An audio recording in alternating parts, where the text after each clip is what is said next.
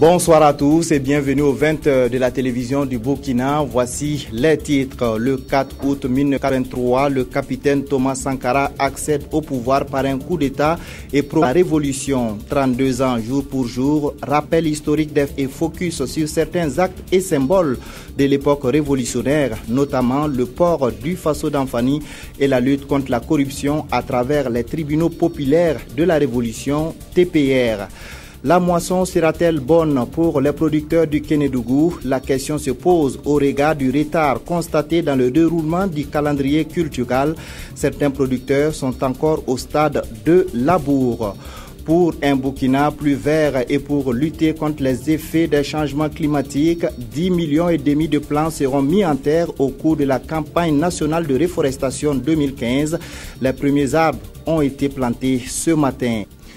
Le 4 août 1983, le pouvoir change de main en Haute-Volta. Jean-Baptiste Ouédraogo est renversé par un coup d'État orchestré par des jeunes officiers avec à leur tête le capitaine Thomas Sankara. Il proclame la révolution démocratique et populaire et le pays est dirigé par le CNR, le Conseil national de la révolution. Retour sur cette période qui a vu un profond bouleversement de la gouvernance de la Haute-Volta, devenu Burkina Faso le 4 août 1984. Issa Lankwande. 4 août 1983, c'est ce jour que de jeunes officiers de l'armée voltaïque décident de prendre le pouvoir. Ils renversent le conseil du peuple dirigé par le commandant Jean-Baptiste Ouédraogo. C'est l'avènement de la révolution démocratique et populaire avec à sa tête le capitaine Thomas. Cette prise de pouvoir met fin au bras de fer qui opposait le régime en place à ce groupe d'officiers, parmi lesquels on compte Blaise Compaoré, Jean-Baptiste Boukari Lengani et Henri Zongo. Le nouveau pouvoir est d'obédience marxiste-léniniste. Il décline la société dans le discours d'orientation politique DOP que Thomas Sankara prononce le 2 octobre 1983. Il s'agit de donner une touche locale à un projet qui a pour ambition de réformer de fond en comble la société voltaïque. C'est ainsi que naît le CNR, le Conseil national de la révolution, l'organe dirigeant avec ses démembrements que sont les comités de défense de la révolution CDR et les tribunaux populaires de la révolution TPR. Pour son premier anniversaire, le pays rompt avec son nom colonial et devient Burkina Faso, le pays des hommes intègres. Il adopte aussi un nouvel hymne, le Ditanier. Un nouveau drapeau est également choisi et le territoire découpé en 25 provinces et 121 départements. Le pays change tout son système de production et fait la promotion. Consommons ce que nous produisons. Les Burkinabés sont dès lors invités à porter le Faso d'Anfani. Des grands chantiers sont ouverts dans tous les domaines avec pour objectif de rendre le pays autosuffisant en très peu de temps. Les résultats sont au rendez-vous. Mais la révolution connaît aussi des écueils. Elle a un caractère autoritaire. Tous les pouvoirs sont entre les mains des CDR, des abus. La justice est vite politisée, ce qui ouvre la voie à des règlements de compte. Conséquence, des dissensions au sein de l'exécutif voient le jour et conduisent à la fin tragique de cette révolution à l'africaine avec l'assassinat de son père fondateur le 15 octobre 1987. Une révolution qui n'aura duré que 4 ans. Valère Somé, ancien compagnon du président Thomas Sankara, a donné ce matin un cours d'histoire sur les événements qui ont abouti à la révolution d'août 83. Selon lui, tout serait parti du 17 mai 1983, date à laquelle le capitaine Thomas Sankara a été mis aux arrêts par le comité du salut populaire. Des détails avec Gérard Somé et Ismaël Diloma Sirima. Valère Somé refait l'histoire des événements du 4 août 1983. Selon cet ancien compagnon du président Thomas Sankara, la révolution du 4 août 1983 a tiré sa force de ce qu'il appelle l'insurrection populaire du 17 mai de la même année. Le complot impérialiste du 17 mai a précipité sur une grande échelle le regroupement des forces et organisations démocratiques et révolutionnaires qui sont mobilisées durant cette période en développant des initiatives et en entreprenant des actions audacieuses inconnues jusque-là. Du renversement du colonel Seizerbo à celui du commandant Jean-Baptiste Ouédraogo, en passant par les complots orchestrés pour écarter le capitaine Thomas Sankara, Valère Somé est revenu sur tous ces faits.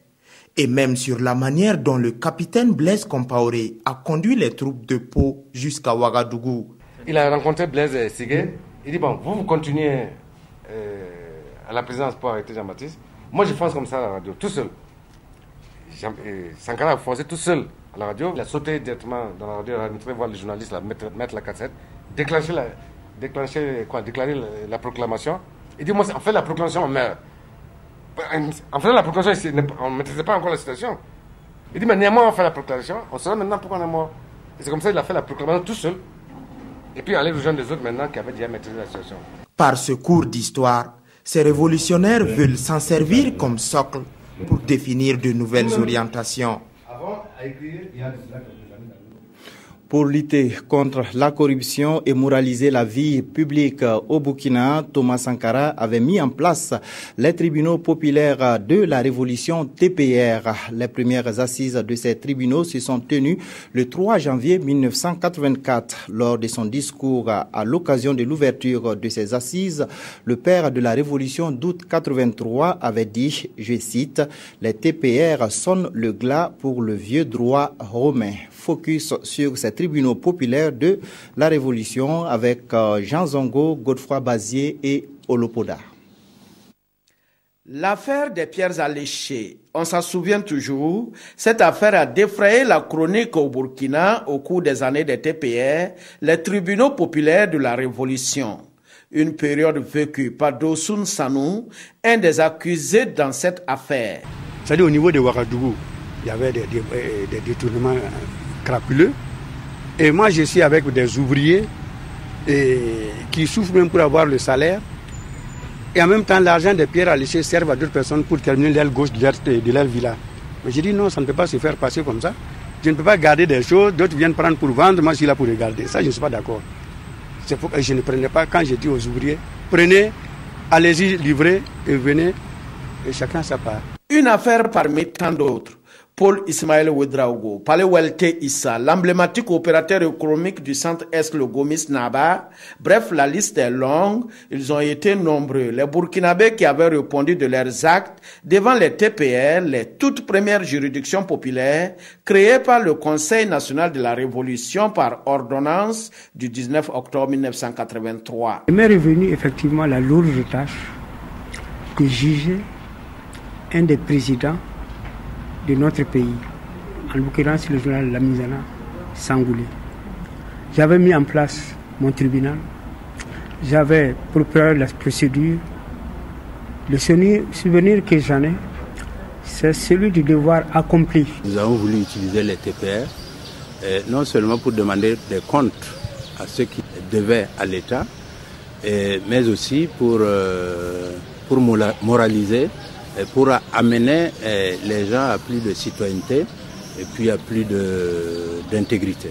D'un côté, les magistrats classiques formés pour être compétents et de l'autre, les juges dits populaires représentés par les comités de défense de la Révolution qui étaient des novices en matière de justice. Beaucoup étaient avec lui mais n'avaient pas la conviction de la Révolution. Et les tribunaux, parfois, c'est devenu des vengeances. C'est devenu des vengeances. Parce que comme Sankara lui le disait, les CDR brouillettes, il y a des gens peut-être qui admiraient peut-être d'autres personnes qui ont eu ce qu'ils n'ont pas eu. L'objectif du CNR était de bénéficier d'une assistance populaire. Et pour cette raison, les assises des TPR avaient été ouvertes à tous ceux qui voulaient suivre les procès. À l'époque où je déclinais le verdict contre le journal Sangoulé Lamizana, la maison du peuple, j'ai senti la maison du peuple même trembler dans ses fondations. En définitive, l'institution des tribunaux populaires a été l'une des œuvres les plus originales du CNR avec l'appui des CDR. Et le bilan qu'on peut alors faire de ces juridictions est qu'elles ont forgé les consciences et marqué l'esprit des gens. Produisons et consommons burkinabé, un mot d'ordre lancé pendant la période révolutionnaire au Burkina Faso. Pour le mettre en application, le Faso d'Anfani est imposé aux agents de l'État comme tenue lors des cérémonies officielles. La mesure qui avait des visées politiques, économiques et culturelles n'a pourtant pas recueilli l'assentiment de tout le monde. Adama Guiti et Aruna Mare. Ces pagnes aux motifs variés et qui peuvent être source de convoitise ne sont pas ordinaires pour les fonctionnaires de la Révolution d'août 83. Couramment appelé faso d'Anfani, le port de ces pagnes tissées de la patrie a été imposé comme tenue officielle pour répondre aux mots d'ordre produisant et consommant burkinabé. Le port du faso d'Anfani sous la Révolution démocratique et populaire, il y avait donc trois grandes raisons fondamentales. Il y avait des raisons politiques, il y avait des raisons culturelles, il y avait des raisons économiques. Il était important pour nous, sous la Révolution, de retrouver notre dignité et de retrouver nos valeurs ancestrales. Et quoi de meilleur que de s'habiller comme nos ancêtres s'habillaient. Sur le plan économique, ça développe l'industrie. Sur le plan politique, il nous fallait également développer donc le faso d'Anfani pour affirmer notre dignité. Ancien commis de l'État, ce révolutionnaire régulièrement habillé en faso d'Anfani se souvient de l'application de cette mesure. À l'époque, quand le slogan avait été lancé, pour ne pas dire le mot d'ordre, il y en a qui avaient dit que c'est un repli sur soi et que nous sommes dépassés et que c'est l'ère de l'international. Mais la sagesse populaire ordinaire dit que l'enfant qui achète les galettes de sa mère est un enfant intelligent. Pour nombre d'observateurs de la scène politique, à travers ce mot d'ordre, Thomas Sankara a en ligne de mire l'impérialisme. Des coopératives de tisseuses et un magasin faso d'Anfani voient le jour dans ce sens. Objectif, répondre à la demande occasionnée par la ruée vers les pagnes tissés locaux. Il faut dire que le président Thomas Sankara avait mis la charrue avant les... parce que nous n'avions pas la matière première. Alors, c'était à moi d'organiser tout cela. Donc, je faisais le tour de tous les secteurs de Ouagadougou pour repérer les tisseuses, pour que mon magasin soit bien achalandé et puis bien approvisionné. Je préfinançais les femmes. Donc, je leur donnais de l'argent, elles tissaient, elles me revenaient et on faisait les comptes. Et puis, bon, chacun y trouvait son compte, quoi. Si pour certains, porter le pain local à l'époque est un défi lancé à l'impérialisme, tout en valorisant le coton produit par le pays, la pilule passe cependant mal chez d'autres. Le refus de porter les pagnes de la patrie lors des cérémonies officielles est parfois passible de sanctions. Quand un premier responsable désobéissait, mais je pense que la sanction minimale, c'est la suspension. C'est la suspension. Suspension de salaire et les CDR apprécient après si votre comportement a changé. Plus de 30 ans après cette page de l'histoire du pays des hommes intègres, le faso d'Anfani semble de moins en moins visible dans les administrations. Et le souhait de certains révolutionnaires est la préservation de cet héritage du président Sankara. Tout autre chose, à présent, les centrales syndicales attendent de la part du gouvernement des actions concrètes pour l'amélioration des conditions de vie des travailleurs avant la fin de la transition. Elles l'ont signifié au chef du gouvernement cet après-midi au cours d'une audience. On écoute le président de moi des centrales syndicales à sa sortie d'audience. En dehors de la baisse très légère du prix des hydrocarbures, rien n'a été fait pour les travailleurs. Et alors que nous pensons que la transition doit aussi abattre un travail concernant l'ensemble des travailleurs du Burkina avant de céder la main au prochain gouvernement. Malheureusement, 2 mois avant la fin, nous ne voyons rien pointer à l'horizon. Et nous sommes venus pour rappeler au Premier ministre ses engagements. Parce qu'il a promis des choses et jusque-là nous ne les voyons pas. Il est donc nécessaire pour nous de le rappeler qui doit s'exécuter avant la fin de son mandat. Des propos recueillis par Moussa Ouedraogo et Hortense Evelyne Yelemou. Ces communiqués avant de poursuivre à l'occasion de la finale de la 29e édition de la Coupe du Faso placée sous le haut patronage de son Excellence, le Premier ministre chef du gouvernement représentant son Excellence, le président de la transition, président du Faso, président du Conseil des ministres, la Direction générale du protocole d'État convie les personnalités invité au stade du 4 août à Ouagadougou le mercredi 5 août 2015 à partir de 14h. Leur limite d'arrivée est fixée à 15h30 et cet autre communiqué de la CENI convie les partis politiques et regroupements d'indépendants ayant déposé les dossiers de candidature pour les élections législatives du 11 octobre 2015 à la session de validation qui aura lieu du jeudi 6 août 2015 au samedi 8 août 2015 à la salle de conférence internationale de Ouaga 2000. Les délégations spéciales mises en place dans toutes les communes au lendemain de l'insurrection populaire au Burkina Faso fonctionnent-elles normalement?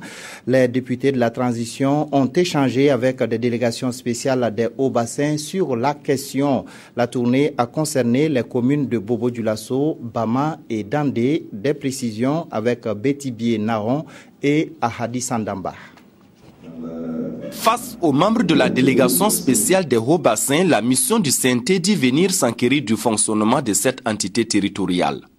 Une mission qui consiste pour la délégation spéciale à faire un bilan des actions posées depuis son installation le 29 janvier dernier. Et après la région, les délégations spéciales communales de Bobo-Dioulasso, de Bama et de Dandé ont subi le même exercice. Un exercice à l'allure d'une enquête policière qui a permis aux deux parties de passer au peigne fin les acquis engrangés ainsi que les obstacles quotidiens auxquels font face les délégations spéciales. Le problème de lotissement demeure et est, si vous voulez, une bombe à retardement. Il faudra que les autorités qui vont venir puissent prendre la mesure de ce problème. L'autre question, c'est le financement, le déblocage de certains fonds et la coopération internationale et régionale et décentralisée. La rencontre des populations avec ces délégations spéciales a été rendue plus facile parce qu'elles sont plus ouvertes, elles n'ont pas de considérations politiques. Le fonctionnement des délégations spéciales connues donc de la mission parlementaire devrait faire l'objet d'un rapport pour soumettre à qui de droit.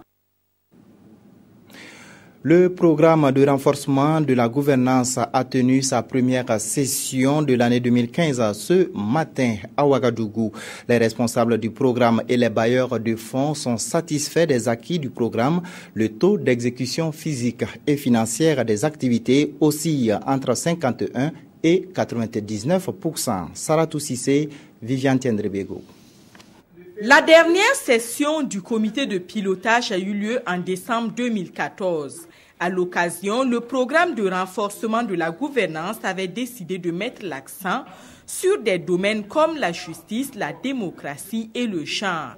Près de 8 mois après, les rapports d'exécution physique et financière donnent des taux d'exécution oscillant entre 51,25 et 99,31%. Nous avions pris toutes les dispositions pour demander aux acteurs de mise en œuvre de concentrer surtout leurs efforts sur les 3 premiers trimestres de l'année 2015. Par ailleurs, le programme initialement devrait prendre fin en 2015. L'engagement du PNUD aux côtés du programme de renforcement de la gouvernance va couvrir l'année 2016. Une fois que les plans de travail annuels sont approuvés, les décaissements suivent sans problème particulier. Nous avons un appui spécifique à l'organisation des élections que nous menons essentiellement un appui à la Commission électorale nationale indépendante. Nous avons mis à disposition $800 000 du PNUD. La première session ordinaire de l'année 2015 devrait permettre au comité de pilotage de planifier les actions du reste de l'année en tenant compte des élections à venir. La campagne agricole démarre difficilement pour les producteurs du Kénédougou qui fait pourtant partie des provinces les plus arrosées du Burkina Faso. L'installation tardive des pluies en est la cause. Plusieurs producteurs sont encore au stade de labour et d'autres au stade de sarclage. Momouni Barou. La province du Kénédougou n'échappe pas aux caprices pluviométriques. Ici, par exemple, le champ de Fonio du vieux Kosso Traoré à Guéna, dans la commune rurale de Kourignon, connaît un retard significatif. Le début des activités agricoles cette année a été dur. Mais maintenant, la situation s'améliore avec l'installation progressive de la pluie. L'année dernière, à cette période, le fonio avait atteint le stade de la floraison. Maintenant, notre souci, est-ce que la pluie va arriver à terme? Les techniciens à la matière reconnaissent effectivement les retards pluviométriques cette année, mais restent tout de même optimistes. Et le fonio, comme je l'ai dit, c'est une céréale. Mais maintenant, avec les décalages pluviométriques que nous connaissons, ça peut traîner jusqu'en début juin. Salif Traoré est un grand producteur dans le village de Sidi. Son champ à vue d'œil présente plutôt une bonne physionomie. L'avenir appartient à ceux qui se lèvent tôt, dit-on. Le propriétaire de cette exploitation n'a pas du tout attendu les premières pluies avant de procéder au labour et au semis. Comme nous avons constaté que la pluie était vraiment en retard, nous avons labouré et semé à sec. Avec quelques pluies, les semences ont poussé. Si tout se passe bien côté pluviométrie, il n'y aura pas de problème. Pour atteindre ces résultats, Salif a aussi suivi les conseils des encadreurs. La semence qu'il a utilisée est effectivement de la bonne semence. Le second aspect, la fertilisation, est aussi normal. Lorsque vous regardez l'aspect entretien, vous voyez les mauvaises herbes sont vraiment rares sur la parcelle.